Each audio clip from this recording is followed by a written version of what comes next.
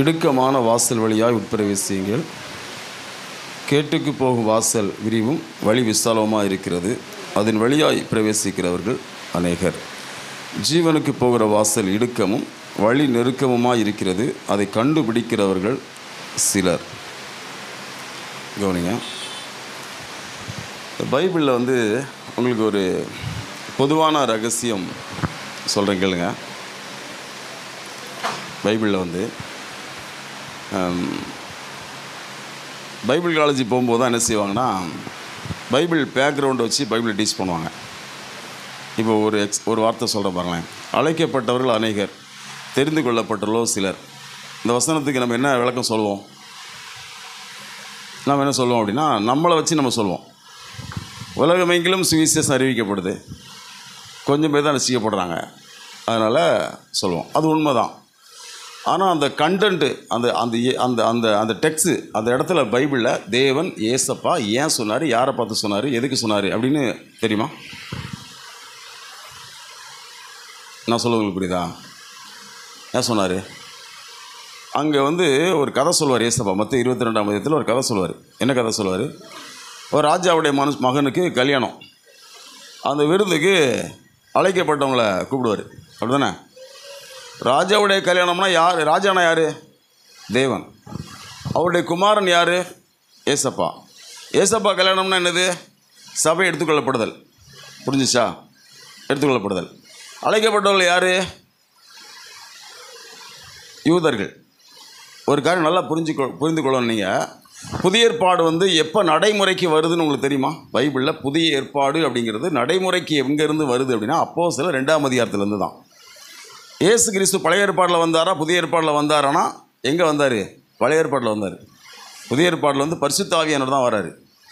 இயேசு புதிய ஏற்பாடை உருவாக்குறாரு. ஒரு பில்டிங் கட்டுற மாதிரி கட்டுறாரு. அதனால் மத்திய 1லேருந்தே புதிய ஏற்பாடுன்னு போட்டிருக்கு. ஏன்னா ஒரு வீடு பில்டிங் ஆரம்பிக்கும் போதே புது வீடு தான் சொல்லுவாங்க. அது மாதிரி எப்படி மத்திய 1ஆம் அதிகாரத்தில் பழைய ஏற்பாடை உடச்சி புதிய ஏற்பாடை உருவாக்குறாரு ஆண்டவர். ஆனால் பழைய ஏற்பாடு மக்களுக்கு தான் பிரசங்கம் பண்ணுறாரு. அப்போ சபை கிடையாது. அப்போ யார் கிடையாது? சபைன்னு ஒன்று உருவாகவே இல்லை. சபை அப்படிங்கிறது எப்போ தான் உருவாகுது? இயேசு மரித்து உயிர் தெழுந்தப்பறம் தான் சபையே வருது. இயேசு பிரசங்கம் பண்ணும்போது நியாயப்பிரமாணத்தை அவரே கை கொள்கிறாரு, அவரே தேவாலயத்துக்கு போகிறாரு, அவரே நியாயப்பிரமாணத்தை கை கொள்கிறவங்ககிட்ட தான் நல்லா கை கொள்ளுங்கன்றாரு, போய் அது ஆசாரியனுக்கு காண்பின்றாரு, அப்படி தானே? அப்போ இயேசு பிரசங்கம் பண்ணும்போது யாருக்கு பிரசங்கம் பண்ணுறாரு? பழைய ஏற்பாட்டில் சுருக்கமாக சொன்னால் யூதர்களுக்கு பிரசங்கம் பண்ணுறாரு. அப்போ யூதர்களை தான் முதல்ல அழைக்கிறார். என்ன அழைக்கிறாரு? ஒரு கதை சொல்லி அழைக்கிறார். என்ன? ஏசப்பாக்கு கல்யாணம், இது அழைக்கிறாரு. அவங்க என்ன சொன்னாங்க? ஒருத்தன் சொன்னான், நான் வயலுக்கு போகிறேன் அப்படின்னா. ஒருத்தன் என்ன சொன்னான், நான் இப்போ தான் கல்யாணம் பண்ணேன், வர முடியாது அப்படின்றான். ஒருத்தர் 2 மாடு வாங்கினேன், ஓட்டி பார்க்க போகிறேன்னா. அப்புறம் ஒரு டீம் என்ன பண்ணுச்சு, அழைக்கப்பட்டுள்ள கொலை என்னது அடிச்ச தீர்க்கதரிசி அனுப்புகிறார். ஆளாக அனுப்பி பார்க்காரு. கொஞ்சம் பேர் அடித்து விட்றாங்க, அப்போ சிலர் கொன்னுடுறாங்க. சரி, குமாரனை அனுப்புனா குமாரனையும் கொன்னுடுறாங்க, அப்படி தானே? அதை சொல்லும்போது தான் கீழே சொல்லுவார் ஆண்டவர். என்ன சொல்லுவார்? அழைக்கப்பட்டவர்கள் அநேகர், கல்யாண விருந்துக்கு தெரிந்து கொள்ளப்பட்டவர்களோ சிலர். அதே மாதிரி நடந்துருச்சு. எப்படி நடந்துச்சுன்னா, யூதர்களில் ரட்சிக்கப்பட்டவங்க கொஞ்சம் பேர் தான். அந்த 12 அப்போஸ்தலர் யூதர்கள். அன்றைக்கி பவுல் காலத்தில் கொஞ்சம் பேர் தான் ரட்சிக்கப்பட்டாங்க யூதர்களில். இன்றைக்கும் இயேசு பிறந்த தேசம் ரட்சிப்பு இல்லாத தேசமாக தான் இருக்குது. ரட்சிப்பே கிடையாது சுத்தமாக. கொஞ்சம் பேர் தான் என்ன செஞ்சாங்க? ரட்சிக்கப்பட்ட சபைக்குள்ளே கல்யாண விருந்துக்கு ஆயத்தமாக இருக்காங்க. அவங்க எப்போ முழுசாக ஆயத்தமாவாங்க? உபத்திர காலத்தில். அதுதான் எழுத்தின்படியான அர்த்தம். ஆனால் நாம் அதை எப்படி எடுத்துக்கலாம் அப்படின்னா, அதே மாதிரி தான் இன்றைக்கும் இயேசு கிறிஸ்து சுவிசேஷத்தை உலகமெங்கும் சொல்லும்போது எல்லோரும் என்ன செய்யலை? ஏற்கலை. கொஞ்சம் பேர் என்ன செய்கிறாங்க? ஏற்றுக்கொள்கிறாங்க. இப்போ நான் சொல்கிற விஷயத்துக்கு வரேன். ஆனால் ஏசப்பா அங்கே சொல்ல வந்த கதை என்ன? இயேசு கிறிஸ்துவின் கல்யாண விருந்துக்கு யார் அழைக்கப்பட்டிருந்தாங்க? யூதர்கள் அழைக்கப்பட்டிருந்தாங்க. யூதர்கள் என்ன பண்ணிட்டாங்க? அதை புறக்கணிச்சிட்டாங்க. அந்த யூதர்கள் என்ன பண்ணிட்டாங்க? கல்யாண மாப்பிள்ளையே கொன்னுட்டாங்க, அப்படி தானே? அப்படி இருக்கா இல்லையா? இயேசு என்ன பண்ணிட்டாங்க? குமாரன் என்ன பண்ணாங்களாம்? கொலை செஞ்சிட்டாருன்னு வாசிக்கிறோம், அப்படி தானே? தீர்க்கதரிசி அப்போ பழைய ஏற்பாட்டில் ஒரு தீர்க்கதரிசி என்ன பண்ணாங்க? துன்புறுத்தினாங்க. இப்படி தான் ஏசப்பா சொல்கிறார். அது அவங்களுக்கு அப்படி புரிஞ்சிருக்கும். நமக்கு அந்த வசனம் எப்படி புரியும்? எப்படி புரியும்? ஏசப்பா எதை பற்றி பேசிகிட்டு இருக்காரு? சுவிசேஷத்தை குறித்து பேசிகிட்டு இருக்காரு, சபையை குறித்து பேசிகிட்டு இருக்காரு. அப்போ நம்ம உலகமும் சுவிசேஷம் சொன்னாலும் யார் தான் ஏற்றுக்கொள்வா? கொஞ்சம் பேர் தான் ஏற்றுக்கொள்வாங்க. அதனால் ஏசப்பா அழைக்கப்பட்டவங்க அநேகர், தெரிந்து கொள்ளப்பட்டவங்களோ சிலர் சொல்கிறாருன்னு நம்ம நினைப்போம். அப்படி நினச்சாலும் என்ன கிடையாது, பாவம் கிடையாது. ஏன் பாவம் கிடையாது? ஏன்னா அதுதான் இங்கே நடந்துகிட்ருக்கு. இப்போ எப்படி தான் நடந்துகிட்ருக்கு? அன்றைக்கி எப்படி யூதர்கள் வந்து கொஞ்சம் பேர் தான் ரட்சிக்கப்பட்டாங்க. 12 அப்போஸ்தலர், அப்புறம் என்னது பவுல் அப்போஸ்தலன், அப்புறம் கொஞ்சம் ஜனங்கள் தான். அப்புறம் எல்லோரும் என்ன பண்ணாங்க? பவுலே எங்கே ஒழித்து போயிட்டான்? தூர தேசங்களுக்கு போய்ட்டு புறஜாதிகள் ஊழியம் பண்ண ஆரம்பிச்சிட்டான். அன்றைக்கி இஸ்ரேல் தேசத்தில் அன்னைக்கு ரசிக்கப்பட்டவங்க 3000 5000 நிறைய சீச தொகை 1ஆம் நூற்றாண்டில் பெருகிச்சு. அதுக்கப்புறம் என்னாச்சு? அதுக்கப்புறம் யூதருடைய ரட்சிப்பு நின்றுச்சு. அதை ரோமர் புஸ்தகத்தில் பவுல் சொல்கிறான், இப்போ புறஜாதியுடைய காலம், யார் காலம் கிடையாது, யூதர் காலம் கிடையாது, சிலர் தான் ரசிக்கப்பட்டிருக்காங்க அப்படி சொல்லி பவுல் அதை விளக்குறான். இப்போ எதுக்கு இதை நான் சொல்கிறேன் அப்படின்னா, இது மாதிரி நீங்கள் பைபிள் படிக்கும் என்ன செய்யணும்? இன்னொன்று சொல்கிறேன் பாருங்களேன். விபச்சார முகாந்தரத்தினால் வழியாக கல்யாணம் பண்ணிக்கலான்னு வசனம் இருக்குது. அது யாருக்கு தான் சொன்னார் ஆண்டவர்? யூதருக்கு தான் சொன்னார். சபைக்கு என்ன சொல்லியிருக்கு? விபச்சாரம் பண்ணாலும் நீ மன்னிச்சு சேர்த்துக்கணும். ஏன்? புதிய ஏற்பாடு வந்து 2 கல்யாணத்துக்கு அளவுடைய டைவர்ஸ் பண்ணக்கூடாது. புதிய ஏற்பாடு எப்படி விவாகரத்து பண்ணணும்னா, மனைவி மரிச்சாதான் புருஷன் கல்யாணம் பண்ணணும், புருஷன் மரிச்சாதான் மனைவி கல்யாணம். புதிய ஏற்பாடு. ஆனால் புதிய ஏற்பாடில் தான் வசனம் இருக்குன்னு சொல்லக்கூடாது. ஏன்? அது யாருக்கு சொல்கிறாரு? பழைய நியாயப்பிரமாணத்தை கை கொண்டவங்களுக்கு சொன்னார். நியாயப்பிரமாணத்தை கை கொள்ளவங்க 10 கல்யாணம் பண்ணுவாங்க. சரி, அவங்களுக்கு தான் சொன்னார். உபச்சாரம் பண்ணிட்டானா என்ன செஞ்சுக்கோ, வேறு கல்யாணம் பண்ணிக்கணும். அது கூட ஏசப்பா விருப்பப்பட்டு சொல்லலை, மோசையும் விருப்பப்பட்டு சொல்ல. அவங்களுடைய மன கடினத்தின் நிமித்தம் என்ன செஞ்சாராம்? தேவன் போங்கடா அப்படின்னு விட்டாராம். அதை நம்ம என்ன எப்படி போதிக்கூடாது? இன்றைக்கி எப்படி போதிச்சுட்டு இருக்காங்க? விபச்சாரம் பண்ணால் டிவோர்ஸ் பண்ணி கிறிஸ்தவங்க டிவோர்ஸ் பண்ணவே கூடாது, புதிய ஏற்பாடு. அப்போது நம்ம ஏன் பைபிள் எப்படி படிக்கணும்னா, அந்த கண்டென்ட் என்ன டெக்ஸ்ட் எங்கே பேசுகிறார், யாருக்கு. பைபிளில் வந்து பாருங்கள், உபதேசம் வந்து என்னது, நான் அது என்ன உபவாசத்தில் நடத்தின 7 காலங்கள் 7 உடன்படிக்கை சொன்னல. அப்போ அந்த காலங்களை நம்ம தெரிஞ்சிருக்கணும். அதுக்கேற்ற மாதிரி நம்ம என்ன செய்யணும்? வசனத்தை புரிஞ்சுக்கணும். அதனால் என்ன, வசனத்தை தப்பாக புரிஞ்சிக்கவே கூடாது. இப்போ நான் இந்த வசனத்துக்கு வரேன். இடுக்கமான வாசல்களே உட்பிரவேசிங்க. கேட்டுக்கு போகிற வாசல் எப்படி இருக்குது? விரிவும் வழி விசாலமாக இருக்குது. இதை இன்னொரு வார்த்தையில் சொன்னால், ஜீவனுக்கு போகிற வழி கஷ்டமாக நெருக்கமாக இருக்குது, கேட்டுக்கு போகிற வழி அகலமாக இருக்குது. இந்த ஜீவனுக்கு போகிற வழியை கண்டுபிடிக்கிறவங்களே சிலர் அப்படின்னு வாசிக்கிறோம். ஓகே, இப்போது நீங்கள் சொல்லுங்களேன், ரட்சிப்பு கடினமானதா ஈஸியா? ஒரு வசனத்தை படிச்சுட்டு நம்ம என்ன முடிவு பண்ண முடியும்? வசனத்தினுடைய முழு சாரமும் தெரியாமல் நம்ம வாட்டுக்கு என்ன பண்ணக்கூடாது? நம்ம ரொம்ப பாடுபட்டு ரொம்ப போராடி பரலத்துக்கு போகிற மாதிரி என்ன செய்யக்கூடாது? பேசக்கூடாது. போராடணும். ஏன்னா நீங்கள் என்ன செய்யணும், முதல்ல நம்ம வந்து இந்த வசனம் என்ன, இடுக்கமான வாசல் வழியாக உட்பிரவேசிங்கள். கேட்டுக்கு போகிற வாசல் எப்படி இருக்குது? விரிவும் வழி விசாலமாக இருக்குது. ஜீவனுக்கு போகிற வாசல் எப்படி இருக்குது? இடுக்க வழி நெருக்கமாக இருக்குது. சரி, ஜீவனுக்கு போகிற வாசல்லாம் எது? ஜீவனுக்கு போகிற வாசல்லாம் எது? ஜீவன்னா என்ன ஜீவன்? நித்திய ஜீவன், மறுவாழ்வு. மரிச்சா பரலோகத்துக்கு போகிறதுக்கு பேர் தான் ஜீவன், இல்லையா? மரித்து நம்ம எங்கே போகிறோம்? பரலோகத்துக்கு போகிறோம். அல்லது உயிரோடு இருந்தால் மறுரூபம் அடைகிறோம். நம்ம இயேசு வரும்போது உயிர் தெழுறோம். அதான் ஜீவனுக்கு போகிற, அதான் ஜீவன். ஜீவன் எங்கே இருக்குது? பரலோகத்தில் இருக்குது. நம்முடைய ஜீவன் ஆகிய கிறிஸ்து எங்கே இருக்கார்? பரலோகத்தில் இருக்கார். ஜீவனுக்குள்ளே போகிறதுன்னு என்ன அர்த்தம்? பரலோகத்துக்கு போகிறது, சொர்க்கத்துக்கு போகிறது, நித்திய ஜீவனுக்குள்ளே போகிறது, மரணத்தை ஜெயிக்கிறது, அதான் ஜீவனுக்குள்ளே போகிறது. அப்படி போகும்போது பார்த்தீங்கன்னா, நீங்கள் இங்கே எபிரேயர் 12ஆம் அதிகாரம் வாங்க, உங்களுக்கு புரிய வைப்போம். எபிரேயர் 12ஆம் அதிகாரம் 1 முதல் வாசிங்க. இத்தனை திரளான சாட்சிகள் சூழ்ந்து கொண்டிருக்க பாரமான யாவற்றையும் விசுவாசத்தை துவக்குகிறவரும் முடிக்கிறவருமாய் இருக்கிற இயேசுவை நோக்கி நமக்கு நியமித்திருக்கிற ஓட்டத்தில் பொறுமையோட ஓடக்கடவும். அவர் தமக்கு முன் வைத்திருந்த சந்தோஷத்தின் பொருட்டு அவமானத்தை எண்ணாமல் சிலுவையை சகித்து தேவனுடைய சிங்காசனத்தின் வலது பாரசத்தில் வீற்றிருக்கிறார். ஆகையால் இளைப்புள்ளவர்களாய் உங்கள் ஆத்துமாக்களில் சோர்ந்து போகாதபடிக்கு தமக்கு விரோதமாய் பாவிகளால், அந்த வார்த்தையை கவனிங்க, தமக்கு விரோதமாய் பாவிகளால் செய்யப்பட்ட இவ்விதமான விபரீதங்களை சகித்த அவரையே நினைத்து கொள்ளுங்கள். இப்போ கவனிங்க, நாம் வந்து ஏசப்பாவை நம்புகிறோம். ஏசப்பா நல்லவரா கெட்டவரா? நல்லவர், அப்படிதானே? அவர் வந்து நம்மளுக்காக என்ன பண்ணிருக்காரு? ஜீவனை கொடுத்துருக்காரு. இப்போ நம்ம வந்து யாருக்கிட்ட வந்திருக்கிறோம்? ஏசப்பாட்ட வந்திருக்கிறோம். ஆனால் கவனிங்க, இப்போ நம்ம எங்கே போகிறோம்? பரலோகத்துக்கு போகிறோம். ஓகேவா? இது வந்து கடினமானதில்லை, ஈஸி தான். ஏசப்பா நம்புகிறோம், நானே வழின்றாரு, அவர்கிட்ட வந்துட்டோம். ஆனால் இதில் என்ன நடக்கு பாருங்கள். சுற்றி என்ன இருக்குது? நம்மளை சுற்றி என்ன இருக்குன்னா, நம்மளை சுற்றி என்ன இருக்குது? பாவிகள் இருக்காங்க. நம்மளை சுற்றி என்ன இருக்குது? ஏசப்பா என்ன வசனம் எப்படி சொல்லுது? தமக்கு விரோதமாய் பாவிகளால் செய்யப்பட்ட இவ்விதமான விபரீதங்களை சகித்த அவரையே நினைத்து கொள்ளுங்கள் அப்படின்றது. இப்போ இயேசு கிறிஸ்து வந்து பூமியில் என்ன பாவம் செஞ்சார்? எந்த பாவமே செய்யலை, ஒரு பாவம் செய்யலை. ஆனால் அவருக்கு எவ்வளோ பிரச்சனை இருந்தது? யாரால் பிரச்சனை? பிதாவால் பிரச்சனை இருந்துச்சா? இல்லை. யாரால் பிரச்சனை இருந்துச்சு? சீசரால் பிரச்சனை இருந்துச்சா? இல்லை. யாரால் பிரச்சனை இருந்துச்சு சொல்லுங்கள்? வேதபாரகர், பரிசேயர், இவங்கெல்லாம் எப்படி கிரியை செஞ்சாங்கன்னா, இவங்களை என்ன எப்படி இதை யார் ஆளுகை செய்கிறா? அவள் இயேசு கிறிஸ்து ஊழியத்துக்கு வந்த உடனே யார் அவரோட எதிர்த்து நின்னா? வனாந்தரத்தில் பிசாசு. சிலுவை வரைக்கும் பிசாசு என்ன பண்ணுறான்? பாவிகளை எழுப்பி விடுறான், ஜனங்களை எழுப்பி விடுறான், விபரீதங்களான காரியங்களை என்ன செய்கிறான்? ஏசப்பாவுக்கு விரோதமாக செய்கிறான். நிறைய ஏசப்பாட்ட பேசுகிறாங்க. என்ன பண்ணுறாங்க? அவருக்கு பைத்தியம் பிடிச்சிருக்குன்றாங்க. அப்புறம் என்ன சொல்கிறாங்க? இவர் பிசாசால் தான் பிசாசை துரத்துறான்றாங்க. நிறைய சொன்னாங்க. ஏரோது என்ன சொன்னான்? ஏரோதுக்கு வந்து பிடிக்கல இவர் பண்ண பிரசங்கம். அதனால் என்ன சொன்னாங்க? சீசர்கள் வந்து நீர் பண்ணுறது ஏரோதுக்கு பிடிக்கலன்னாங்க. அதுக்கு இவர் என்ன சொன்னார்? அந்த நரிக்கு போய் சொல்லுங்கடா, நான் பண்ணுவேன் அப்படின்னாரு. அதுதானே? அப்போ இயேசு கிறிஸ்து வந்து தானாகவே கடைசியாக என்ன பண்ணார்? ஏசப்பா பாவிகள் கையில் தானாக ஒப்பு கொடுக்குறாரு. அது கூட யாருக்காக ஒப்பு கொடுக்குறாரு? நமக்காக தான் ஒப்பு கொடுக்குறாரு. அதனால் இயேசு கிறிஸ்துவ கடைசி வரைக்கும் யாரும் என்ன பண்ண முடியல? எதுவுமே பண்ண முடியல. அதுபோல் பார்த்திங்கன்னா நம்ம இப்போ ஏசப்பாவுக்கு பிள்ளைகளாக இருக்கிறோம். அவர் நம்ம ஃபாலோ பண்ணுறோன்னா இடுக்கம் வந்து தேவனால் நமக்கு வர்றதில்ல. அல்லது நாம் என்ன செய்யலை? நான் சொல்ல கவனிங்க. இடுக்கம் எப்படி வருது நமக்கு? இடுக்கமான வழிங்கிறது ஏன் இடுக்கம் நமக்கு வருது சொல்லுங்கள்? ஏன் இடுக்கம் வருது? இப்போது நம்ம சுற்றி என்ன நிற்கிது?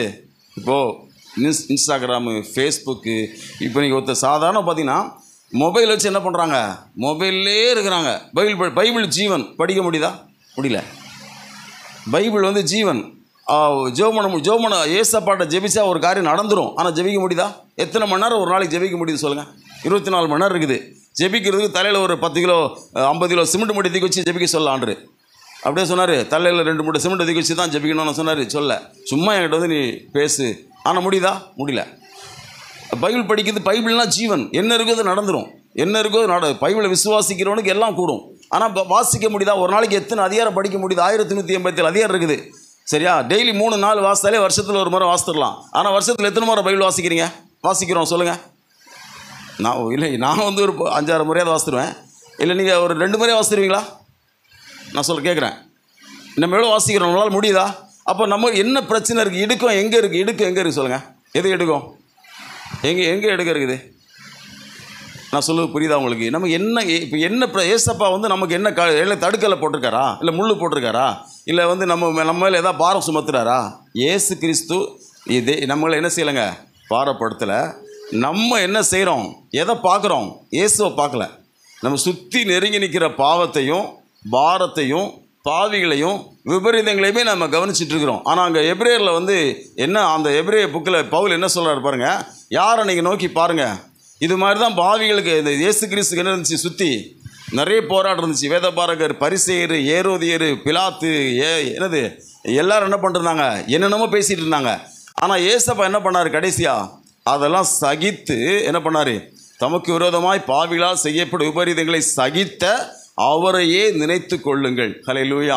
அப்போது நாம் இன்றைக்கி எப்படி இடுக்கமான வாசலில் போகிறோம் தெரியுமா? எப்படி இடுக்கமான வாசலில் போகிறோம் சொல்லுங்கள்? எப்படி இடுக்கமான வாசலில் போகிறோம்? நாம் வந்து நித்திய ஜீவனை பெற போகிறதுனால பைபிள் சொல்லுது பாருங்கள். பிசாசு என்ன பண்ணுறானா? தனக்கு கொஞ்ச காலம்தான் இருக்குன்றதுனால எவனை விழுங்கலாமோ என்று வகை தேடி சுற்றி திரிஞ்சிட்டு இருக்கான். யாரை பிசாசுக்கு என்ன ஒரு டார்கெட்டு சொல்லுங்கள்? யாரும் பரலோகத்துக்கு போகக்கூடாது அவனுக்கு. நம்ம வந்து இப்போ நல்லா பைபிள் படிக்க வச்சிங்களேன், பைபிள் படிக்க முடியாத படிக்க ஒரு சூழ்நிலை பிசாசு தருவான். நல்லா ஜெபிச்சோன்னா ஜெபிக்க முடியாத சூழ்நிலை தருவான். நமக்கு விரோதமாக யாராவது பேச வைப்பான். நமக்கு விரோதமாக ஏதாவது மற்றவங்க செய்ய வைப்பான். நாம் அதை கவனிக்கவே கூடாது. எல்லோரும் நம்ம என்ன பண்ணணும்? மன்னிச்சுட்டு நமக்கு விரோதமாக பேசுகிறத சகிச்சுக்கிட்டு நாம் என்ன செய்யணும்? பொறுமையாக இயேசு கிறிஸ்துவை நோக்கி நம்ம போனால் நம்ம என்ன செய்யலாங்க? ஜீவனுக்குள்ளே ஈஸியாக பிரவேசிச்சிடலாம். ஹல்லேலூயா. ஆனால் நம்ம என்ன நினைக்கிறோம் அப்படின்னா, நம்ம வந்து என்னது, யாராவது நம்மளை ஒன்று சொன்னாங்கன்னா ஏன் சொன்னாங்க அதையே யோசிக்கிறது. யாராவது நமக்கு விரோதமாக பேசுனாங்கன்னா ஏன் பேசுனாங்க அதையே யோசிக்கிறது. நான் சொல்லுவது புரியுதா? என்ன பண்ணுறது? நான் வேறு எதாவது யோசிக்கிறது இல்லை. நாம் என்ன பண்ணுறோம்? நம்ம கையில் ஒரு கோல்டு, என்னது இது, கோல்டோட விலை அநேகமாக பொன்வெளியை பார்க்கிலும் விலையேற பெற்றது. அதை என்ன பண்ணுறோம்? வேதத்தை என்ன பண்ணுறோம்? அழகாக வாசிக்கிறோமா? நல்லா தேவ சமூகத்தில் தேவனோட முன்னாடிலாம் வந்து பழைய ஏற்பாட்டு காலத்துலலாம் தேவனோட நெருங்கி பேச முடியாது. இன்றைக்கி இயேசு கிறிஸ்து சிலுவையில் மறித்து நமக்கு என்ன பண்ணாராம்? வழி உண்டு பண்ணிட்டாராம். இல்லையா? நமக்கு என்னது இப்போது நம்ம பிதாவின் இடத்துல டைரெக்டாக நம்ம பேசலாம், ஈஸியாக நம்ம பேசலாம். ஆனால் நம்ம என்ன நினைக்கிறோம், இந்த கேடான காரியங்களை கண்ணு முன்னாடி வைக்கிறோம். கேடான ஃபேஸ்புக் ஒரு கேடு, இன்ஸ்டாகிராம் ஒரு கேடு, என்னது இந்த மாதிரி என்னது உலகத்தில் நிறைய என்னது உலக அரசியல் ஒரு கேடு, என்னது சினிமா ஒரு கேடு, என்னது இச்சை ஒரு கேடு, இந்த மாதிரி கேடான காரியங்கள் நிறைய தாராளமாக இருக்குது. உலகமுங்க என்ன இருக்குது, உலகத்தில் பாவத்துக்கு வாசல் அடைச்சிருக்கா? திறந்து இருக்குது. என்னது திறந்து அநேகர் எந்த வழியாக போயிட்டுருக்காங்க? இந்த வழியாக தான் போயிட்டுருக்காங்க. கேட்டுக்கு போகிற வாசல் எப்படி இருக்குது? வழி விசாலமாக இருக்குது. ஆனால் ஜீவனுக்கு போகிற வாசல் எப்படி இருக்குது? எப்படி இருக்குங்க? இடுக்கமும் வழி நெருக்கமாக இருக்குது. நான் சொல்கிறேன் பாருங்களேன். இப்போது பைபிளில் உபதேசங்கள் வந்து ஈஸியாக தான் இருக்கும், வார்த்தை ரொம்ப ஈஸியாக தான் இருக்கும். ஒன்று சொல்கிறேன் பாருங்களேன், ஒரு கன்னத்தில் அடித்தா மறு கன்னத்தை காட்டுன்னு ஆண்டு சொல்கிறார். இது ஈஸி தான். ஆனால் முடியுமா?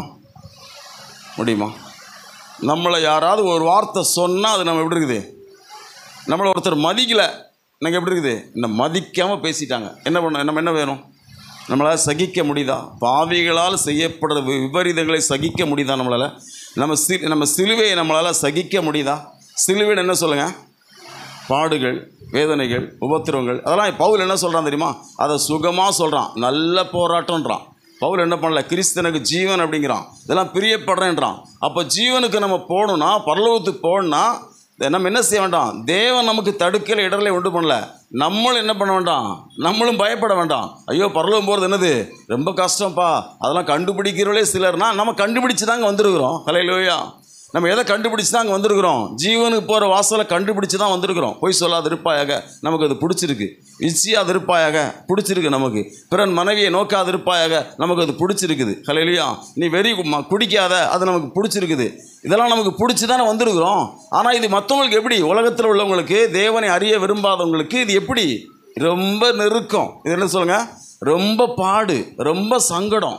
நான் சொல்கிறது விளங்குதா? ரொம்ப என்னது சங்கடம். அப்போ நாம் ரட்சிக்கப்பட்ட நாம் என்ன செய்யணுங்க? நாம் வந்து இதை இடுக்கமோ நெருக்கமோ நம்ம என்ன செய்யக்கூடாது, நினைக்கக்கூடாது. ஏசப்பா வந்து என்ன சொன்னார்? இதை கண்டுபிடிக்கிறவர்கள் சிலர். எதை கண்டுபிடிக்கிறவங்க? ஜீவனுக்கு போகிற வாசலை கண்டுபிடிக்கிறவர்கள் சிலர். வாசல் பைபிளில் சொல்லப்பட்டிருக்கா இல்லையா? வழி பைபிளில் இருக்கா இல்லையா? நமக்கு வழி பைபிளில் இருக்கா இல்லையா? சொல்லுங்கள். வழி நமக்கு தெரியுமா தெரியாதா? வசனம் என் வழிகள் இனிதான வழிகள் அப்படி போட்டிருக்கு. நீதிமானுடைய பாதை ராஜபாதை அப்படி போட்டிருக்கு. நீதிமானுக்கு ஒரு கேடும் வராது அப்படி போட்டிருக்கு. அப்போது நம்ம என்ன நினைக்கிறோன்னா, ஏசப்பா அந்த வார்த்தையை சொன்ன உடனே நம்ம என்ன நினச்சிக்கிறோம்? ஏன்னா அந்த யூதர்கள் மத்தியில் இயேசு பிரசங்கம் பண்ணும்போது, யூதர்கள் வந்து எப்படிப்பட்டவங்கன்னா, புறஜாதி வீட்டில் சாப்பிட மாட்டாங்க. ஃபஸ்ட்டு அவங்க ஜெபம் பண்ணும்போது எப்படி தான் ஜெபிப்பாங்க அப்படின்னா, நான் ஒரு புறஜாதியாய் பிறக்கவில்லை, அதுக்காக ஸ்தோத்திரம். நான் ஒரு பெண்ணாக பிறக்கவில்லை, அதுக்காக ஸ்தோத்திரம். அவங்க ஜெபமே அப்படி தான், யூதருடைய ஜெபமே. யூதர் என்ன நினைக்கிறாங்கன்னா, நாங்கள் தான் உயசத்தி, உலகத்திலே நாங்கள் தான் உயர்ந்த ஜாதி அப்படி நினைக்கிறாங்க. அவங்க வந்து என்ன செய்ய மாட்டாங்க? புறஜாதி வீட்டில் சாப்பிட மாட்டாங்க. அப்புறம் வந்து என்னது ரொம்ப பெருமைப்படுவாங்க. அவங்களுடைய கேட்டகரியே வேறு, நியாயப்பிரமாணத்தை கை கொண்டுட்டு இருந்தாங்களா. ஸோ ஏசப்பா என்ன சொன்னார்? ஏசப்பா வந்து ஜீவனுக்கு போகிற வழியை சொல்லும்படி சொன்னார். ஒரு கன்னத்தில் அறிந்தால் மறு கன்னத்தை காட்டு, ரொம்ப நெருக்கமாக இருக்குது. உன்னை 1 மைல் தூரம் வர பலவந்தம் பண்ணினால் 2 மைல் தூரம் போ, ரொம்ப சங்கடமாக இருக்குது. கேட்கிற எவனுக்கும் கொடு, உன் சத்துருவை சிநேகிச்சிரு, அப்படி தானே? உன் சகோதரன் மேலே உனக்கு என்ன இருந்தால், கஷ்டம் இருந்தால் என்ன பண்ணு? நீ அதை காணிக்கை வச்சுட்டு மன்னிப்பு கேட்டுட்டு அப்புறம் வந்து காணிக்கை செலுத்து, ரொம்ப இடுக்கமாக இருக்குது. உன் தகப்பன் இந்த தாயம் கனம் பண்ணுவாயாக, அவன் கனம் பண்ணலை, குர்பான் காணிக்கை செலுத்திட்டு இருந்தான். அப்படி தானே? என்ன சொல்லுது புரியுதா உங்களுக்கு? ஓய்வு நாள் என்ன பண்ணிட்டு இருந்தாங்க? 38 டாஸ்க் வச்சுருந்தாங்களாம் யூதர்கள் ஓய்வு நாளில். அப்படின்னா எனக்கு படுக்கை எடுத்துகிட்டு சுமக்கூடாது, அப்படி நிறைய வச்சுருந்தாங்க. ஆனால் பைபிளில் சொன்னதெல்லாம் அவன் செய்யலை. அவங்களா நிறைய உபதேசங்கள் மனுஷரால் நிறைய போதிக்கப்பட்டிருந்தாங்க. அப்போ இந்த ஜீவனுக்கு ஆவிக்கு ரட்சிப்பு வந்து ஆவியில் தான் ரட்சிப்பு. எப்படி ரட்சிக்கப்பட முடியாது? மாம்ச பிரகாரமான காரியங்களை செஞ்சு ரட்சிக்கப்பட முடியாது. அதில் வெள்ளியும் பொண்ணும் நம்ம ரசிக்க முடியாது. இவங்க வந்து ஆடை மாடை வெட்டுறதுனால நீ பரலத்துக்கு போக முடியாது. அப்போ தேவன் என்ன இதெல்லாம் டோட்டல் காலி பண்ணுறார். ஏசப்பா இது ஒன்றும் உன்னை பரலத்துக்கு கொண்டு போகாது. நீ ஆடை பலி செலுத்தி மாடை பலி செலுத்தி நீ ஓய்வு நாளை கை கொண்டு நீ இதெல்லாம் பண்ணி என்ன செய்ய முடியாது? உன்னால் ஜீவனுக்குள்ளே பிரவேசிக்க முடியாது. ஹல்லேலூயா. நீ ஜீவனுக்குள்ளே பிரவேசிக்கணும்னா என்ன செய்யணும்? நீ உன்னை என்ன செய்யணுங்க? உன்னை தாழ்த்தணும். நீ மற்றவனுடைய பாவங்களை மன்னிக்கணும். நீ என்ன செய்யணும்? விபரீதங்களை சகிக்கணும். நீ என்ன செய்யணும்? உன் மேலே கோவப்படும் போதும் நீ என்ன செய்யணும்? நீ பொறுமையாக இருக்கணும்.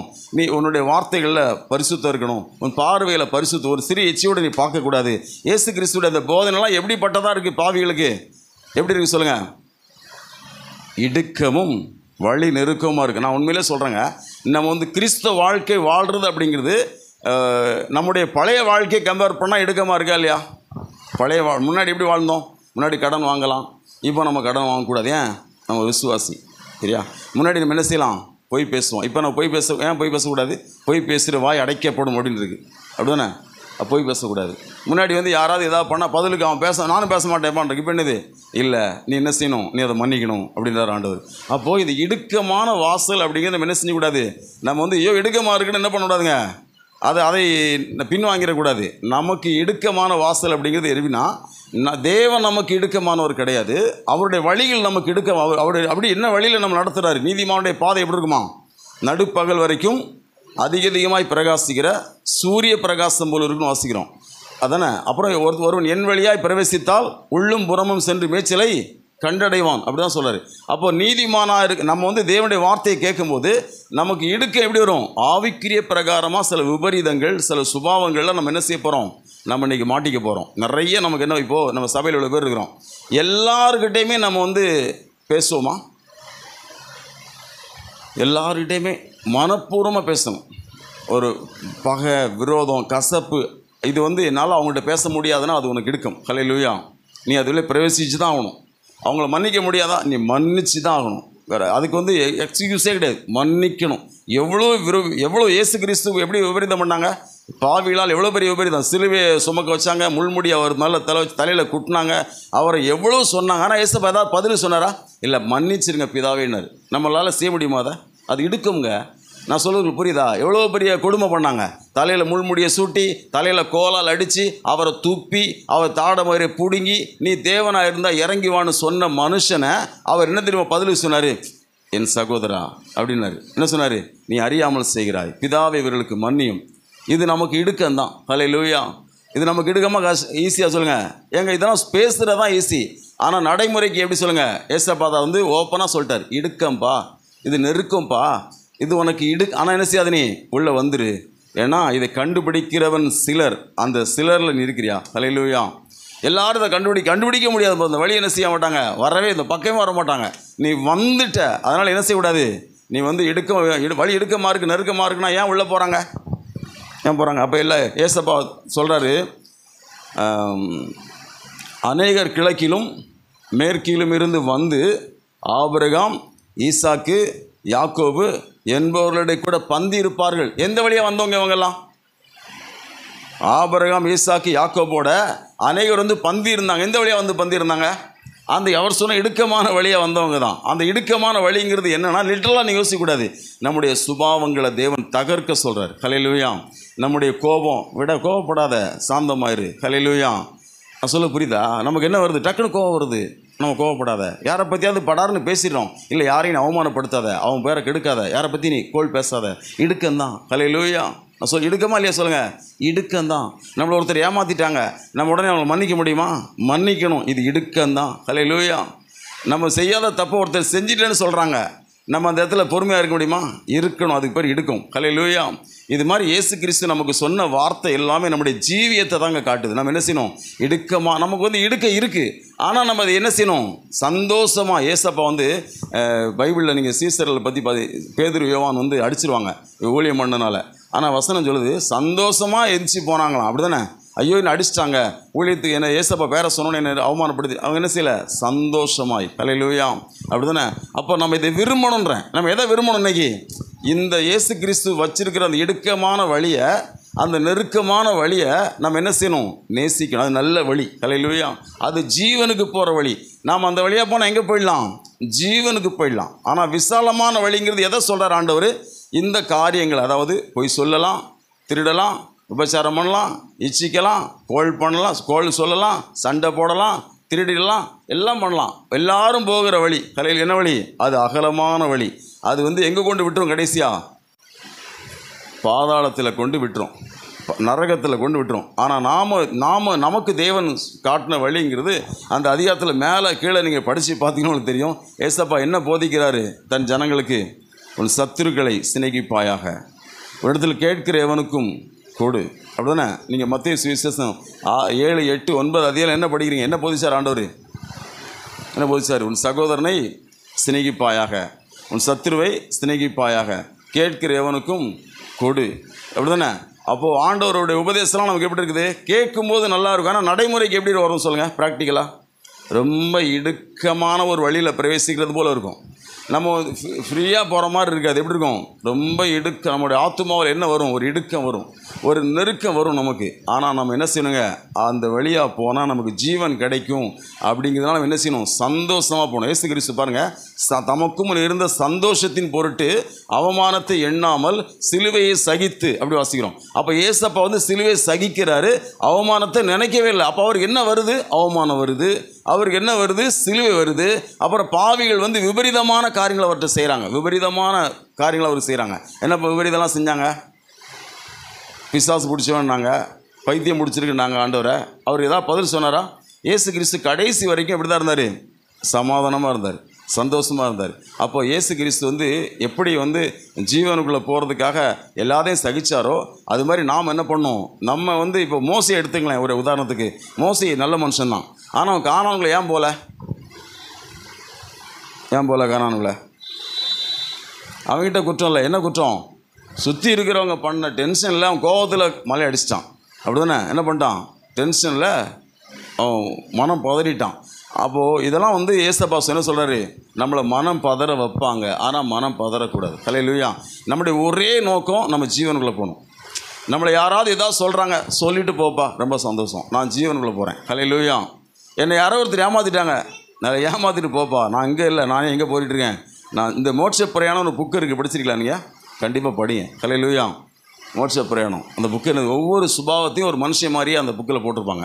பொறுமைங்கிற ஒரு மனுஷன் என்கிட்ட வந்தான், கோபக்காரங்கிற ஒருத்தன் வந்தான், அப்படிலாம் என்னது, நான் எப்படி யாருக்கிட்ட எப்படி நடந்துக்கிட்டேன் அப்படி சொல்லி அந்த மோட்ச பிரயாணத்தில் ஜான் பனியன் சொல்வார். அது மாதிரி நம்ம இடுக்கமான வாசல் வழியாக போகிறோங்கிறது நம்முடைய ஆவியில் போகிறோம். ஹல்லேலூயா. வெளியில் யாருக்குமே தெரியாது. நமக்குள்ளே இருக்கிற அந்த சிலுவையை நம்ம சகிக்கிறதும், நமக்கு வரக்கூடிய அவமானத்தை நம்ம சகிக்கிறதும், நமக்கு விரோதமாக யார் என்ன செஞ்சாலும் நம்ம எப்படி இருக்கணும்? எப்படி? நமக்கு அது இடுக்கந்தாங்க. அது நமக்கு நெருக்கம்தான், இடுக்கம்தான். ஹல்லேலூயா.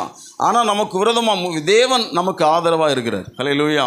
பைபிள் சொல்லுது, தன்னுடைய சொந்த குமாரன்றும் பாராமல் அவரையே நமக்கு ஒப்பு கொடுத்தவர் அவரோடு கூட மற்ற எல்லாவற்றையும் மறலாது இருப்பது எப்படி அப்படின்னு வசனம் இருக்குது. எல்லாத்தையும் நமக்கு கொடுத்துருவாருன்னு இருக்குது. அப்புறம் பாருங்கள், வசனம் சொல்லுது, தேவன் நமது பட்சத்தில் இருந்தால், ரோமர் 8ஆம் அதிகாரம் 31-32 வாசித்து பாருங்கள். தேவனுடைய பட்சத்தில் இருந்தால் நமக்கு விரோதமாக இருப்பவன் யார்? நம்ம தேவன் நம்முடைய பட்சத்தில் இருக்கிறாரு. இயேசு நமக்கு வேண்டி ஜீவனை கொடுத்துருக்கிறாரு. நம்முடைய ஒரே நோக்கம் இப்போ என்னது? நாம் ஜீவனுக்குள்ளே பிரவேசிக்கணும். அதுக்கு நம்ம தடுக்கிறதுக்கு பிசாசு என்ன பண்ணுவான்? நமக்கு சுற்றி நிறைய பாவிகளை உட்கார வைப்பான். ஏசப்பா சொன்னார் தெரியுமா? எருதுகள் என்னை சூழ்ந்திருக்கிறது, காளைகள் என்னை சூழ்ந்திருக்கிறது, நாய்கள் என்னை சூழ்ந்திருக்குன்னு சொன்னார். அப்படிதானே? நம்ம சுற்றி என்ன உட்காந்துருக்கோம்? நாய்கள் உட்காந்துருக்கோம். நம்ம சொந்த குடும்பத்தை பற்றி சத்துரு யார் தான்? அவன் வீட்டார் தான். அப்படின்னா ரட்சிக்கப்படலாம், அவன் சத்துரு ஆகிடுவாங்க. அப்போ இப்படி இந்த மாதிரி நிறைய வீட்டில் பிரச்சனை இருக்கும். அப்புறம் என்னது, சபையில் கூட இருக்கவங்க என்ன செய்வாங்க? துன்மார்க்கரும் சபைக்கு வருவான்னு இருக்கா இல்லையா? அப்போ விரோதமாக சபையில் பிரச்சனை இருக்கலாம், அப்புறம் என்னது ஊரில் பிரச்சனை இருக்கலாம், சொந்தக்கார பிரச்சனை இருக்கலாம். ஆனால் நம்ம எதை பார்க்கணும், எதை கவனிக்கணும், அதெல்லாம் நம்ம என்ன பண்ணணும்? பொறுத்துக்கிடணும், சகிக்கணும், மன்னிக்கணும். என்ன பண்ணணும்? பெருசுப்படுத்தக்கூடாது. ஏன்னா எது நம்முடைய நோக்கமாக இருக்குது? எது நோக்கமாக இருக்குது? ஜீவனுக்குள்ளே பிரவேசிக்கிறது தான் நம்முடைய நோக்கமாக இருக்குது. ஏசப்பா என்ன பண்ண? தமக்கு முன் இருந்த சந்தோஷத்தின் பொருட்டு ஜீவனுக்குள்ளே பிரவேசிக்கிறதாங்க சந்தோஷம். ஹல்லேலூயா. நமக்கு முன்னாடி என்ன இருக்குது? ஒரு சந்தோஷம் இருக்குது. இப்போ இயேசு வந்தாருன்னு வச்சிங்களேன், நமக்கு விரோதமாக எவ்வளோ பேர் பேசினா கூட, இயேசு வந்தால் யார் போவா? விரோதமாக பேசுகிறவங்க போவாங்களா, சகிச்சவங்க போவாங்களா? நம்மளை ஒருத்தர் ஏமாற்றிட்டான்ப்பா, அதில் நம்மளை போட்டு ஒருத்தன் அடிச்சிட்டான், நம்மளை ஒருத்தர் அவமானப்படுத்திட்டான், என்ன பண்ணிட்டான், நம்ம எல்லாத்தையும் பொறுத்துக்கிட்டோம். இது நமக்கு ரொம்ப இடுக்கமான ஒரு காரியம்தான், ரொம்ப ரொம்ப நெருக்கமான காரியம்தான். நம்மளால் முடியாது. இடுக்கம்னா என்ன சொல்லுங்கள்? ரொம்ப கஷ்டம். நெருக்கம்னா கஷ்டம். அப்போ ஜீவனுக்குள்ளே போகிறது நம்ம என்ன செய்யணும்? நம்ம ஆத்துமாவில், நம்முடைய ஆவியில் நம்ம எதை அனுபவிக்க வேண்டியிருக்குது? இந்த மாதிரி நம்ம சுற்றி இருக்கிற ஜனங்களுடைய அல்லது பாவிகளுடைய விபரீதங்களை நம்ம சகிச்சு தான் ஆகணும். ஹல்லேலூயா. என்ன செஞ்சு தான் ஆகணும்? தேவன் நமக்கு ஆதரவாக இருக்கார், வேதவசனம் நமக்கு ஆதரவாக இருக்குது, பரலோகமே நமக்கு ஆதரவாக இருக்குது, கோடிக்கணக்கான தூதர்கள் ஆதரவாக இருக்காங்க. ஆனால் ஒரே ஒரு சத்ரு பிசாசு நமக்கு எப்படி இருக்கான்? எப்போதுமே விரோதியாக இருக்கான். அவன் என்ன பண்ணுறான்? நம்மளை சுற்றி ஒரு டீமை எழுப்பி விட்டுட்டே இருப்பான். ஏசப்பா ஊழியம் பண்ணும்போது எப்படி ஊழியம் சமாதானம் பண்ண விட்டானா?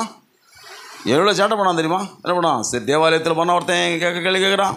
என்னது, வீட்டில் என்ன சொல்கிறாங்க? பிரபலமாக இருக்குன்னா நீ எருசலேமுக்கு போ, அங்கே இருக்குன்றாங்க சகோதரர்கள். ஏகப்பட்ட நெருக்கம் ஏசப்பா இருந்துச்சு, அதுதானே? அப்போது ஆனால் ஏசப்பா ஆவியில் எப்படி இருந்தார்? களி கூர்ந்திருந்தார். என் பிதா என்னை தனியே விடவில்லைன்னு சொல்கிறாரு. ஏசப்பா எப்போதும் படகுல என்ன பண்ணுறாரு, அழகாக உறங்கின்னு தூங்கிட்டு போயிட்டுருக்காரு. அவர் என்ன பண்ணல, அவர் எதை குறித்து என்ன செய்யலை, கவலைப்பட்ட மாதிரியே பைபிள் இல்லைங்க. ஏசப்பாவுடைய ஒரு சூப்பர் கேரக்டர் என்ன தெரியுமா, எதையுமே கேர் பண்ணிக்க மாட்டார். யார் என்ன சொன்னாலும், உலகத்தில் சொல்லுவாங்க தெரியுமா, சூரியனை பார்த்து நாய் குறைச்சிதுன்னா நாய்க்கு தான் என்ன செய்யும், வாய் வலிக்கும். சூரியனுக்கு ஒன்றும் ஆக போகிறதில்ல. நம்ம அப்படி இருக்கணும். ஏசப்பா அப்படி தான் இருந்தார். அப்போ நம்மளை பற்றி யாராவது பேசுகிறாங்கன்னா உடனே அதை பற்றி நம்ம 10 பேர்கிட்ட பேசுகிறது. என்ன சொன்னால் தெரியுமா, ஏங்க அது நமக்கு வேலையே இல்லை. ஹல்லேலூயா. சொல்லிக்கிட்டே இரு. ஹல்லேலூயா. எது பேசிகிட்டே இரு. என்ன வேணால் பண்ணு, எனக்கு தேவன் இருக்கிறார். ஹல்லேலூயா.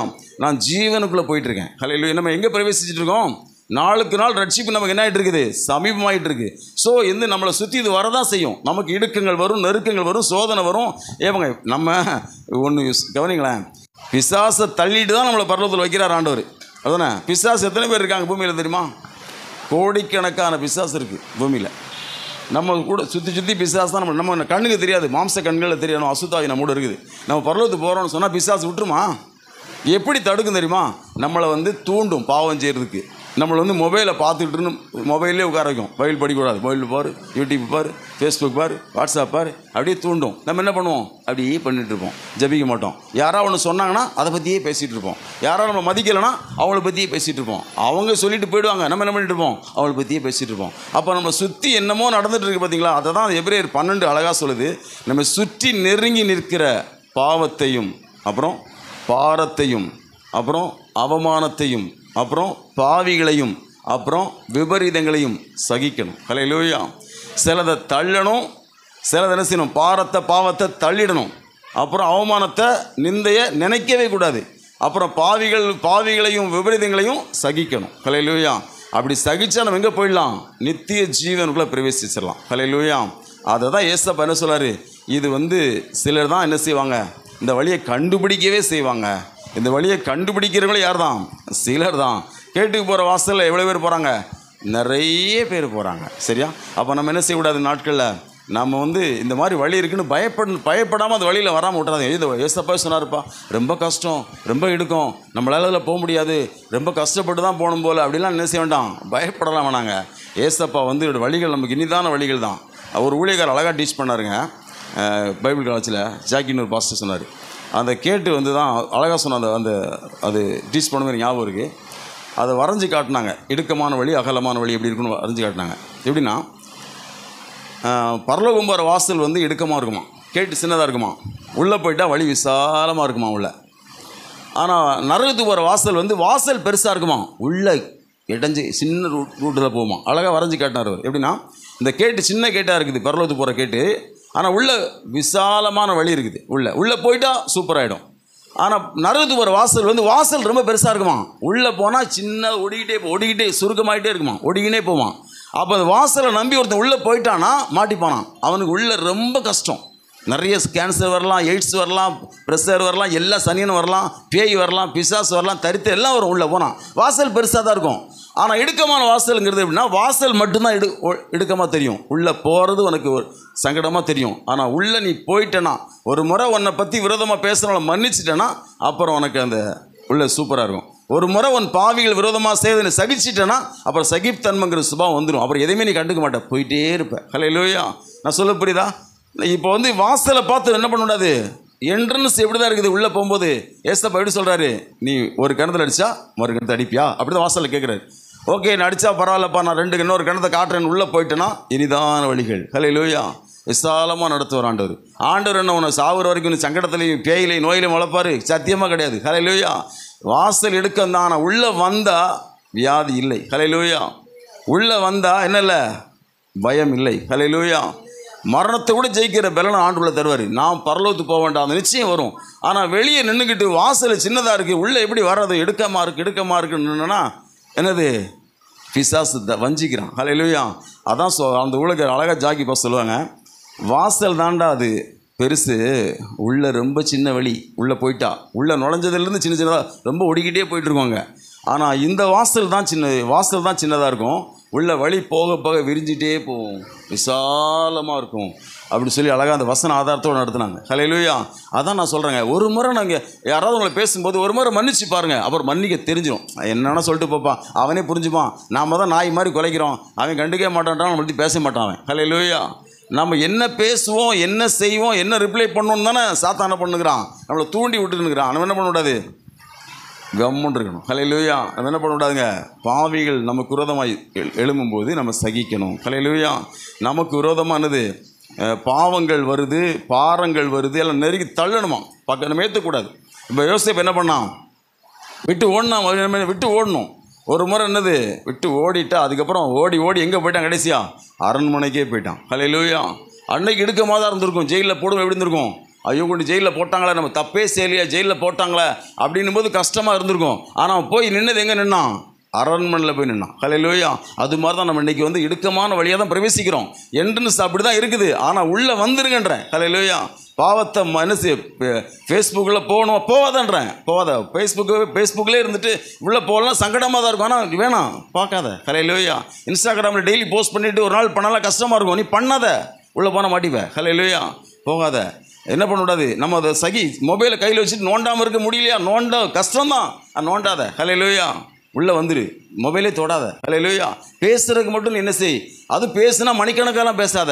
ஏன்னா வார்த்தை மிகுதி ஆகும்போது பாவம் இல்லாமல் போகாதுன்னு இருக்கு. ஹல்லேலூயா. அதிகமாக பேசுனா பாவி ஆகிடும். ஆனால் நான் சொல்கிறது கேட்குற கஷ்டமாக தான் இருக்கும், ஆனால் இடுக்கம் வந்துருங்க. ஹல்லேலூயா. வழி மட்டும்தான் எடுக்கும். ஹல்லேலூயா. ஆனால் பாதைகள் விசாலமாக இருக்குது. ஹல்லேலூயா. வசனம் சொல்லுது ராஜ பாதை, நீதிமான் பாதை. என்ன பாதை, ராஜ பாதை. அப்படி தானே. அப்போ தேவன் எப்படி எடுத்து நீதிமொழிகளை வாசிக்கிறோம், என் வழிகள் இனிதான வழிகள், அப்படி தான் இருக்குது. அவர் பாதைகள் நெய்யாய் பொழிகிறதுன்னு வாசிக்கிறோமா இல்லையா. உள்ளே அப்படி தான் இருக்குது. உள்ளே வந்ததுக்கப்புறம் நீங்கள் சபைக்கு வரும்போது எப்படி இருக்கும், எங்கள் வீட்டுக்காரர் விட மாட்டேங்காரு, புருஷன் விட மாட்டேங்கிறான், அப்படிலாம் நெருக்கம் இருக்கும். வந்ததுக்கப்புறம் ஆண்டு புருஷனிடத்துல பேசுவார், மனைவிட்ட பேசுவார். நீ ஒப்புக்கொடு, நீ என்ன எடுக்கிறதுக்கு என்ன செய், நீ துணிஞ்சு என்ன பண்ணணும், நம்ம இதான் சத்தியம்னு தெரிஞ்சு போச்சா வந்துருங்க. ஹல்லேலூயா. இது இப்படி தான் நம்ம நடக்கணும்னு பைபிள் சொல்லுதா, நடந்துருங்கன்றேன். அதுதான் இது நமக்கு இடுக்கம்தான். ஆனால் நான் சொல்கிறேன், அது ஒரு பிரதி வந்து குழந்தை பத்துக்கிறா, வலிக்குது. ஆனால் அது வலிக்குன்னு பிள்ளை பார்க்காம இருக்க முடியுமா, வலிக்க தானே செய்யும். ஆனால் அதுக்கப்புறம் சுகம் இருக்கா, பிறந்ததுக்கப்புறம் சுகமாக இருக்குதா, அப்புறம் வலிச்சுட்டு தான் இருக்குதா, பிறந்து பிள்ளைங்கள்லாம் படித்து கலெக்டர் டாக்டர் ஆகும்போது வலிச்சுட்டு தான் இருக்குதா, எப்போ வலிக்குது, ஃபஸ்ட்டு தானே வலிக்குது, அப்புறம் வலிக்கல, வலிக்காது. ஹல்லேலூயா. அது மாதிரி வாழ்க்கையில் நம்ம வந்து ஏசப்பா நமக்கு சொல்லிக் கொடுக்குற அந்த உபதேசம் சத்தியம் அப்படிங்கிறது வலிக்கிற மாதிரி தான் இருக்கும், இடுக்கமாக இருக்க மாதிரி தான் இருக்கும், நெருக்கமாக இருக்க மாதிரி வந்துடணுன்றேன். ஹல்லேலூயா. நீ பிரவேசி. அப்போ தான் ஏசப்பா என்ன சொல்லுவார், என்னது, நீங்கள் ஆசீர்வதிக்கப்பட்டவர்கள். ஹல்லேலூயா. அப்போது நம்மளை பார்க்குறவங்க என்ன சொல்லலாம், இப்படி பைத்தியக்காரனாக இருக்கிறான்னு சொல்லலாம். நம்ம பைத்தியக்காரமாலாம் இல்லை, எப்படி இருக்கோம், நாம் வந்து ஜீவனுக்குள்ளே பிரவேசிச்சுட்டு இருக்கிறோம். ஹல்லேலூயா. எல்லாரும் முழங்கால் படிக்கலாமா. பிரியமான தேவச்சனமே, இந்த நாளிலும் நாம் இடுக்கமான வழியில் வந்துட்டோமே, நெருக்கமான வழியில் வந்துட்டோமே அப்படி யோசிக்கக்கூடாதுங்க. இது நமக்கு தேவன் வச்ச வாசல், இதில் தான் நமக்கு சமாதானம் இருக்குது. இது ஜீவனுக்கு போகிற வாசல். அதை நீங்கள் பாருங்கள், இது ஜீவனுக்கு போகிற வாசல். ஒரு காலத்தில் நாம் வந்து இந்த படம், இந்த லாஸ்ட் டே எப்படி பார்த்துருப்பாங்க சிலவன், அது நாளைக்கு ஓடாது அப்படின்னு நினச்சோம். கூட்டத்தோடு கூட்டமாக போவாங்க. இந்த பொருள் இன்றைக்கி கிடைக்காதுன்னா சில கடையில் கூட்டத்தை பாருங்கள், ஐயோ அது ஏன்னா அந்த பொருள் மேலே உள்ள ஆசை, அந்த கூட்டத்தை அவங்க பார்க்குறதில்ல. அது மாதிரி நம்ம வந்து பரலோகத்துக்கு போகிறோமே, ஜீவனுக்குள்ளே போகிறோமே, சிலதை சகிக்கன்னா சகிப்போம், சில விஷயங்களை பொறுத்து கொள்ளணுமா நம்ம பொறுத்துக்கொள்வோம், சில காரியத்தை விட்டு கொடுக்கணுமா விட்டு கொடுக்கலாம். ஏன்னா நம்ம ஜீவனுக்குள்ளே பிரவேசிக்க போகிறோம். பிரியமான தேவச்சனமே, அநேகர் வந்து கேட்டுக்கு போகிற வாசலில் போகிறாங்க, விரிவான வாசலில் போகிறாங்க, விசாலமான ஒரு பாதையில் போகணும்னு நினைக்கிறாங்க. ஆனால் உள்ளே போனதுக்கப்புறம் அந்த பாதை குறுகலானது, அந்த பாதை வந்து முள்ளுகளானது, அந்த பாதைகள் கண்ணிகள் உள்ள பாதை, அதன் சுவர் இடிந்து கிடக்கிறது, அதன் கட்சுவர் தகர்ந்து கிடக்கிறது. ஆனால் நமக்கு அப்படி இல்லை பிரியமானவர்களே, இனிதான வழிகள் என்று வாசிக்கிறோம். உன் பாதம் கல்லில் இடராதபடிக்கு கர்த்தர் நடத்துவார்னு வாசிக்கிறோம். நாம் தேவனுக்கு ஒப்பு கொடுக்கலாமா இந்த நாளிலே? பிரியமான தேவச்சனமே, நாம் ஒருபோதும் மனம் இடறி போகாதபடி, நம்ம சோர்ந்து போகாதபடி, அதான் உங்கள் ஆத்துமாக்களிலே இளைப்புள்ளவர்களாய் சோர்ந்து போகாதீங்க அப்படி அங்கே வாசிக்கிறோம். நீங்கள் சோர்ந்து போகாதீங்க. சில வசனங்களை படிக்கும்போது நீங்கள் வந்து சந்தோஷப்படணும். அப்போது நான் இந்த இடுக்கமான வாசலுக்கு வந்துட்டேன், நெருக்கமான வாசலுக்கு வந்துட்டேன், ஏசப்பா எங்கூட இருக்கிறாருன்னு சந்தோஷப்படுங்க. ஏசப்பா சந்தோஷப்பட்டாருன்னு வாசிக்கிறோம், ஏசப்பா அதை சகிச்சாருன்னு இல்லைன்னு வாசிக்கிறோம். ஏசப்பா வந்து அதை எண்ணவே இல்லை, அவமானத்தை எண்ணவே இல்லைன்னு வாசிக்கிறோம். அதுக்கப்புறம் என்ன நடந்துச்சு தெரியுமா? பைபிள் சொல்லுது, அவர் சிங்காசனத்தில் உட்கார்ந்திருக்கிறார்னு வாசிக்கிறோம். அது மாதிரி தாங்க நம்ம வாழ்க்கையில் இப்படி நம்ம உள்ளே போகும்போது நமக்கு ஒரு சிங்காசனம் காத்திருக்கிறது, நமக்கு ஒரு சிங்காசனம் காத்திருக்கிறது, நமக்கு ஒரு வெற்றி இருக்குது. பிரியமானவர்களே, நிச்சயமாக சொல்ல உங்களுக்கு வெற்றி இருக்கிறது. ஹல்லேலூயா. நீங்கள் அதற்குள் பிரவேசிச்சிங்கன்னா சிங்காசனத்துக்குள்ளே வாரீங்க, நீங்கள் ஜீவனுக்குள்ளே வாரீங்க. ஒருபோதும் அழிவை நீங்கள் காண மாட்டீங்க, ஒருபோதும் நீங்கள் அப்புறம் வந்து அழிவை காண மாட்டீங்க. இந்த மாதிரி ஒரு ஆசீர்வாதத்தை பெற்றுக்கொள்படி ஒப்புக் கொடுக்கலாமா? மகா பரிசுத்தமும் கிருபையும் இரக்கமுள்ளவரே உமக்கு ஸ்தோத்திரம், ஸ்தோத்திரம் அப்பா. இது உம்முடைய பரிசுத்தமான கரங்களை எங்களை ஒப்புக் கொடுக்கிறோம். நான் இடுக்கமான வாசல் வழியாய் பிரவேசிக்க எங்களை ஒப்புக் கொடுக்குறேன் கர்த்தாவே. ஆண்டவரே, வழி விசாலமான வாசல் அல்ல கர்த்தாவே, இடுக்கமான வழியாய் பிரவேசிங்களை ஒப்புக் கொடுக்கிறோம். இந்த ஜீவனுக்கு போகிற வாசல் எங்களை ஒப்புக் கொடுக்கிறோம். கர்த்தர்களை ஆசீர்வதிப்பீராக. உடைய கரங்களை சமர்ப்பிக்கிறோம். நீரே மகிமைப்படுவீராக. உடைய நாமத்துக்கே மகிமை உண்டாகட்டும். இயேசு கிறிஸ்துவின் நல்ல நாமத்தில் பிதாவே, ஆமீன். என் ஆத்துமாவே கர்த்தரை ஸ்தோத்திரி, என் முழுமே அவருடைய பரிசுத்த நாமத்தை ஸ்தோத்திரி. என் ஆத்துமாவே கர்த்தரை ஸ்தோத்திரி, அவர் செய்த சகல உபகாரங்களையும் மறவாதே. ஆமீன். ஹல்லேலூயா, ஹல்லேலூயா. Bless the Lord. God bless you. என் கூட வா. நாம் என்ன செய்ய போறோம்? உலகத்தை மாற்றப் போகிறோம். இருதயத்தில் சுத்தமுள்ளவர்கள் பாக்கியவான்கள், அவர்கள் தேவனை தரிசிப்பார்கள். கடவுளிடம் ஜெபியுங்கள். தேவனுக்கு நீங்கள் முதல் இடம் கொடுங்கள், உங்களுக்கு எல்லாவற்றையும் தருவார். என்னை விசுவாசிக்கிறவன் நீ உயிர் பிழைப்பாய். ஒரு கல் மற்றொரு கல்லின் மேல் ஈராதபடிக்கு எல்லாம் இடிக்கப்படும்.